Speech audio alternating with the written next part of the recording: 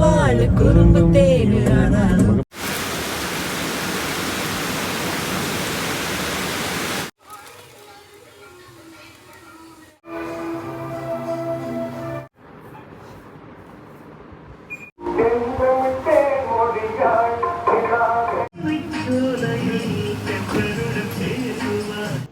Hey lovelies, welcome back to my channel. இன்றைக்கி நம்ம சேனலில் ஒரு டிவைன் கம் ஏஸ்தட்டிக் கேர்ள் வைபான ஒரு டே தான் நம்ம பார்க்க போகிறோம். லாஸ்ட் ஒரு 2 டேஸாகவே நல்ல மழை சென்னையில். ரொம்ப நாளுக்கு அப்புறம் அந்த ஹாட் அண்ட் ஹியூமிட் கிளைமேட்லேருந்து ஒரு நல்ல சில் வெதர் இருந்துச்சு. ஸோ நாங்கள் அப்படியே என்ஜாய் பண்ணிகிட்டு இருந்தோம். மார்னிங் எந்திரிச்சவுமே நல்ல மழை வந்துட்டு இருந்துச்சு. So after one good shower, அதுக்கப்புறம் பிரேக்ஃபாஸ்ட். ஸோ பிரேக்ஃபாஸ்ட் இன்றைக்கி வந்து பார்த்திங்கன்னா கொஞ்சம் ஹெல்த்தியாக கோதுமை தோசை, சுண்டல், நட்ஸ் எல்லாமே எடுத்ததுக்கப்புறமா டே ஸ்டார்ட் ஆச்சு. Power on. Bluetooth mode. Your device is ready to pair. அதுக்கப்புறம் இந்த கிளைமேட்டை நல்லா என்ஜாய் பண்ணிவிட்டு, மேண்டேட்ரியாக இந்த கிளைமேட்டுக்கு சாங் கேட்டே ஆகணும். அதனால் கொஞ்சம் ஈஸ்தட்டிக்கான எனக்கு பிடிச்ச சாங்ஸ் எல்லாம் அப்படியே கேட்டுட்டு கொஞ்சம் மார்னிங் பெட்ரூம் க்ளீனிங் அப்படியே போயிட்டு இருந்தது.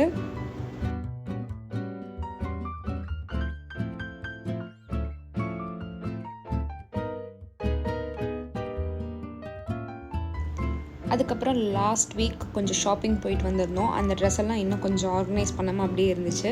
அதையும் அப்படியே எல்லாத்தையுமே நீட்டாக வார்ட்ரோபில் ஆர்கனைஸ் பண்ணி வச்சுட்டு பெட் ஸ்ப்ரெட் சேஞ்ச் பண்ணுற டைம். ஸோ வீக்லி ஒன்ஸ் வந்து கண்டிப்பாக நான் வந்து பெட் ஸ்ப்ரெட் சேஞ்ச் பண்ணிடுவேன். அப்போ தான் எனக்கு ஒரு டிஃப்ரென்ஸ் இருக்க மாதிரி இருக்கும் பெட்ரூமில். நல்ல ஒரு க்ளீன் ஆன ஒரு மைண்ட் செட்டும் இருக்கும் எனக்கு பெட் ஸ்ப்ரெட் அடிக்கடி சேஞ்ச் பண்ணுறதுல.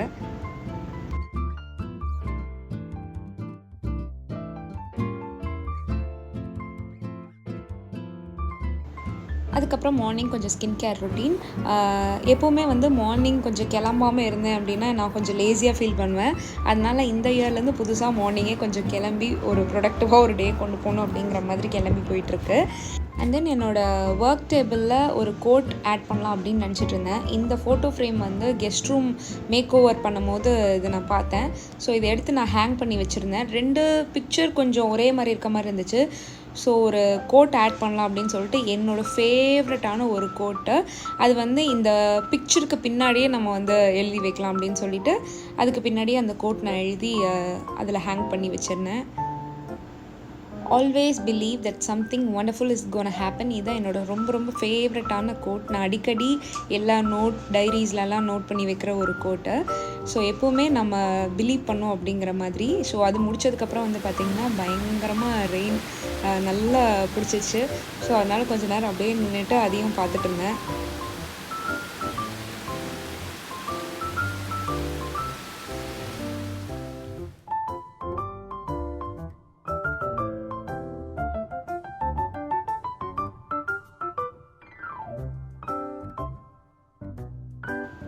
ஸோ டக்குன்னு ஒரு 2 மினிட்ஸில் ஒரு சைட் டெக்கர் மாதிரி ஒன்று ரெடி பண்ணியாச்சு. என்னோடய ஒர்க் செட்டப்பும் கொஞ்சம் நீட்டாக இருக்கா அப்படின்னு சொல்லிட்டு அதையும் எல்லாம் எடுத்து வச்சுட்டு ஆஃப்டர்நூன் லன்ச் குக் பண்ணலாம் அப்படின்னு சொல்லிட்டு போயிட்டேன்.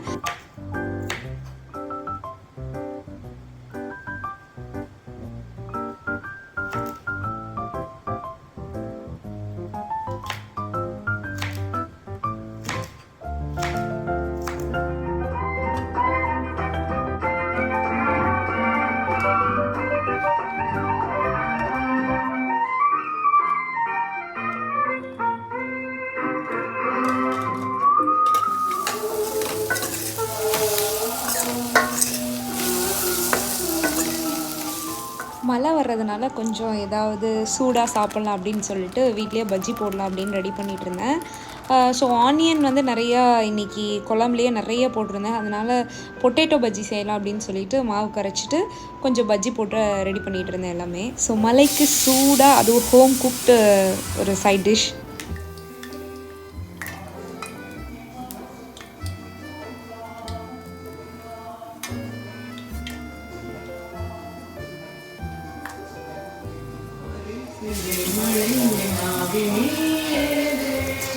ராஜராஜ சோழன்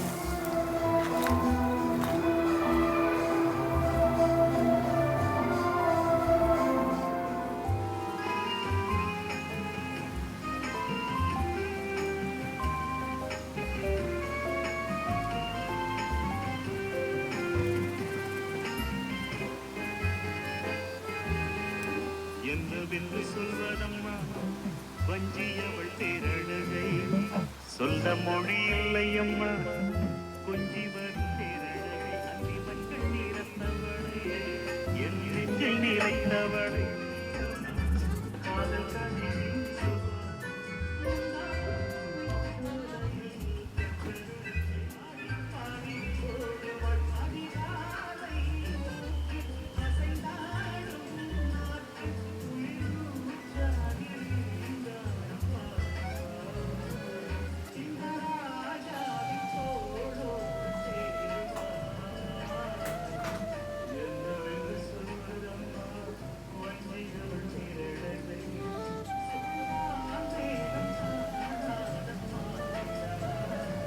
அதுக்கப்புறம் கொஞ்ச நேரம் லஞ்ச் முடித்ததுக்கப்புறமா ஈவினிங் கொஞ்சம் பூஜை, அதுக்கப்புறம் டெம்பிள் போகிற வேலைலாம் இருந்துச்சு ஃப்ரைடே அப்படிங்கிறதுனால. ஸோ எவ்ரி ஃப்ரைடே வந்து பார்த்திங்கன்னா நான் கொஞ்சம் இயரிங்ஸ் அதுக்கப்புறம் ஆக்சசரிஸ் வந்து சேஞ்ச் பண்ணுவேன். ஸோ இப்போ டெம்பிள் போகிறேன் அப்படின்னா அதுக்கு மேட்சாக ஸ்டட், அதுக்கப்புறம் பேங்கிள்ஸ் இல்லைன்னா ப்ரேஸ்லெட்ஸ் ஏதாவது நான் சேஞ்ச் பண்ணுவேன். ஸோ இன்றைக்கி மேலே அந்த டாப் இயரிங் வந்து நான் சேஞ்ச் பண்ணேன், அதுவும் கொஞ்சம் நல்லா இருந்துச்சு. ஸோ அது முடிச்சுட்டு ஃப்ரைடே அப்படிங்கிறதுனால கோலம் போட்டுட்டு ஈவினிங் தான் நான் கோலம் போட்டேன். ஏன்னா மழை ரொம்ப அதிகமாக வந்துட்டு இருந்துச்சு. ஸோ அப்போ தான் கொஞ்சம் ஸ்டாப் ஆச்சு. அதனால் ஈவினிங் கொஞ்சம் கோலம்லாம் போட்டுட்டு பூஜைக்கு எல்லாம் ரெடி பண்ணிகிட்டு இருந்தேன்.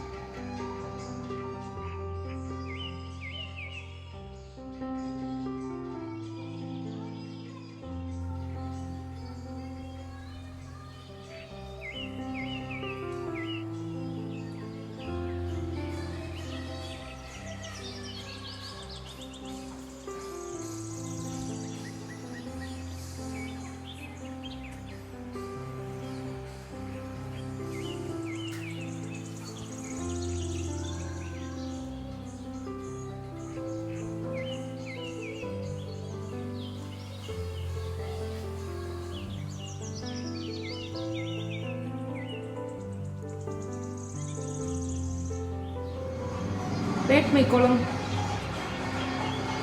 Own creation. ஃபஸ்ட்டு இது வந்து நார்மலான கோலம் தான், சரியா? அதுக்கப்புறம் அங்கிட்ட இங்கிட்ட இழுத்து ஒன்று போட்டு வச்சுருக்கேன். ஒரு 10க்கு ஒரு 20 கோலம். 10க்கு 20ஆ? அவ்வளோ நல்லா இருக்கா? ஸ்கேலை கொடுத்து கோடு ஓடிச்சிருந்தாலே கோணையாக ஓடுவேன். எங்கிட்ட கேட்டீங்கன்னா கோலு ரேட் மை கோலம். போய் நடந்து பார்த்து எவ்வளோ இருக்குன்னு சொல்லு. அண்ட் ஃப்ரைடே அப்படிங்கிறதுனால நான் வந்து இந்த மந்த்லேருந்து இந்த தீபம் போட ஸ்டார்ட் பண்ணியிருக்கேன். இது வந்து பார்த்திங்கன்னா லக்ஷ்மி விளக்கு அப்படிங்கிற மாதிரி சொல்லுவாங்க. அதுக்கப்புறம் வீட்டில் வந்து செல்வம் குறையாமல் இருக்கிறதுக்காக இந்த விளக்கு ஏற்றுறது நல்லது அப்படின்னு சொல்லுவாங்க. ஸோ அதுக்காக நான் இன்றைக்கி ஒரு பிளேட் எடுத்துகிட்டு அதுக்கப்புறம் 3 விளக்கு, அதுக்கப்புறம் விளக்கு வைக்கிறதுக்கு ஒரு ஹோல்டர் மாதிரி எடுத்திருக்கேன்.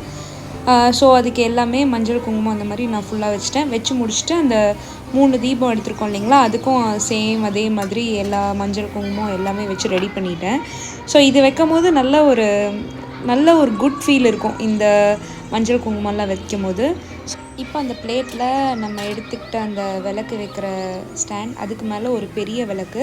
ஸோ இந்த விளக்கில் இப்போ நம்ம கல்லுப்பு கொஞ்சம் போட போகிறோம். இது வந்து சமையலுக்கு வைக்கிற உப்பு இல்லாமல் தனியாக உப்பு பேக்கெட் ஒன்று வாங்கி அதில் நீங்கள் யூஸ் பண்ணுங்கள். ஸோ இப்போது இதுக்கு மேலே ஒரு குட்டி விளக்கு வச்சு அதுக்குள்ளே ஒரு 2லிருந்து 3 ஏலக்காய் அது நான் வந்து போட்டுடுறேன். போட்டுட்டு இதுக்கு மேலே ஒரு குட்டி விளக்கு, இந்த விளக்கில் நம்ம எண்ணெய் போட்டு திரி வச்சு விளக்கு ஏற்றணும். இது வந்து நல்லெண்ணெய் ஊற்றுறது ரொம்பவே நல்லது. இதுக்கு வந்து 2 திரி அப்புறம் நான் போட்டுக்கிறேன். ஸோ இது வந்து பார்த்திங்கன்னா ஃப்ரைடேஸில் ஏற்றுறது ரொம்பவே நல்லது. ஒன்றா ஏர்லி மார்னிங் அந்த பிரம்ம முகூர்த்தம்னு சொல்லுவாங்க இல்லையா, அந்த டைமில் ஏற்றலாம். இல்லை அப்படின்னா 6 மணிக்கு மேலே நான் ஏற்றலாம். நான் வந்து இன்றைக்கி ஒரு 6 o'clock மேலே தான் நான் ஏற்றிருக்கேன். இது ஏற்றி முடித்ததுக்கப்புறமா 3 நாள் கழித்து அந்த உப்பு இருக்குது இல்லைங்களா, அதை வந்து நம்ம கையில் படாமல் அதை எடுத்து தண்ணியில் கரைச்சி வீட்டில் செடி ஏதாவது இருந்துச்சுன்னா அதுக்கு வந்து நம்ம போட்டுடலாம். ஸோ இது வீட்டில் இருந்துச்சு அப்படின்னா மணிக்கு எந்த பிரச்சனையும் வராது அப்படிங்கிற மாதிரியான ஒரு நம்பிக்கை. மெயினாக நம்ம உழைக்கணும், அதுவும் ஒரு விஷயம், மெயினான விஷயம். ஸோ நம்ம முடிஞ்ச ஹார்ட் ஒர்க்கும் போட்டு இதையும் பண்ணுறதுல எனக்கு ஒரு நம்பிக்கை. ஸோ நான் வந்து ஃப்ரைடேஸில் இது செய்கிறதுண்டு.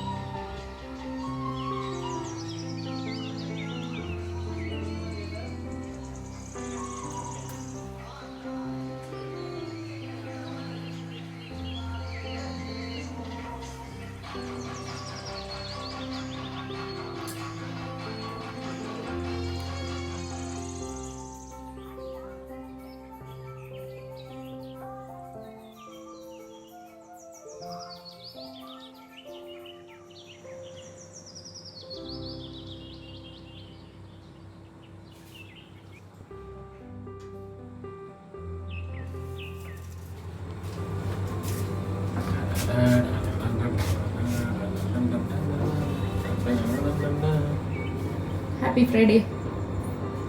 Happy Friday.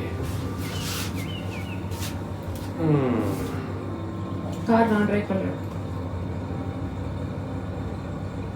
அந்த பரவாயில்லை.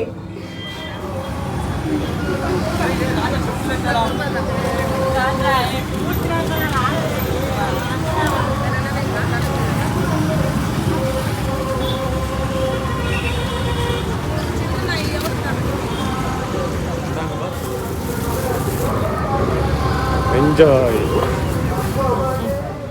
கரெக்டாக ஒரு 7:45 கிட்ட நாங்கள் வந்திருந்தோம். ஸோ சாமிக்கு திரை போட்டு கொஞ்சம் பூஜை நடந்துட்டு இருந்துச்சு. அப்படியே வெயிட் பண்ணிவிட்டு நல்லா சாமி தரிசனம் பார்த்ததுக்கப்புறம் அந்த கோபுரத்திற்கும் அந்த மேலே லைட்டு நிலா வெளிச்சத்துக்கும் ரொம்ப ஒரு ஏஸ்தட்டிக்காக நல்ல ஒரு டிவைன் ஃபீல் இருந்தது.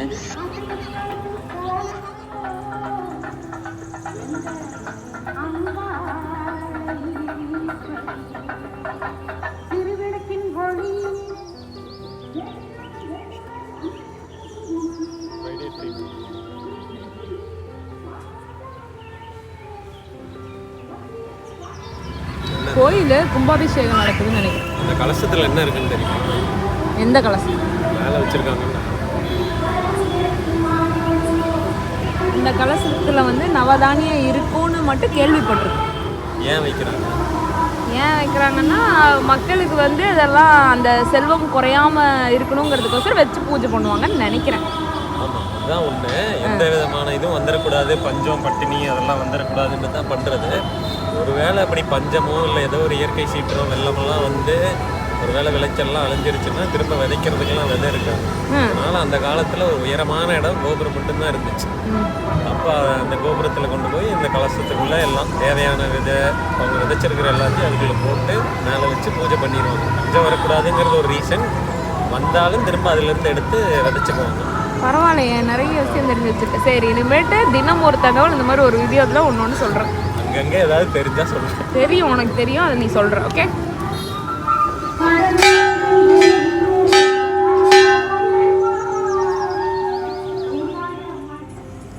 சாமியில் நல்ல நிம்மதியாக சூப்பராக நல்ல தரிசனம் பண்ணிவிட்டு அதுக்கப்புறம் அப்படியே நாங்களும் வீட்டுக்கு கிளம்பி வந்துட்டோம். இந்த வீடியோ உங்களுக்கு பிடிச்சிருந்துன்னா வீடியோ லைக் பண்ணி அவுட்லுக்ஸ் பெனிவி சேனல் சப்ஸ்கிரைப் பண்ணிடுங்க. இந்த மாதிரி என்ன வீடியோஸ் வேணும் அப்படின்னு சொல்லிட்டு கீழே கமெண்ட் பாக்ஸில் கமெண்ட் பண்ணுங்கள்.